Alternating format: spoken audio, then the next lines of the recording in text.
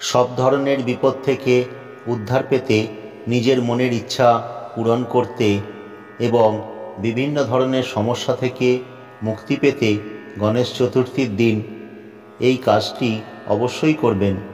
এতে গণেশজির কৃপা লাভ হবে এবং সংসারে উন্নতি হবে, শুভ ফল লাভ হবে। গণেশজিকে হলুদ এবং লাল গাঁদা ফুলের মালা অর্পণ করুন। সম্ভব হলে একটা পদ্ম ফুল অর্পণ করুন।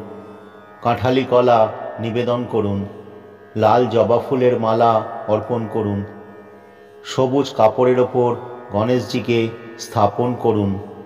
মতিচুর লাড্ডু, নারকেলের মিষ্টি এবং গুড়ের মিষ্টি গণেশজির কাছে নিবেদন করুন। চারিপাশটা দূর্বা দিয়ে সাজিয়ে দিন। প্রদীপ জ্বালিয়ে, ধূপ জ্বালিয়ে আপনার মনের ইচ্ছা গণেশজিকে বলুন। মন্ত্র পাঠ করুন যতটা সম্ভব। অবশ্যই আপনার মনের ইচ্ছা পূরণ হবে।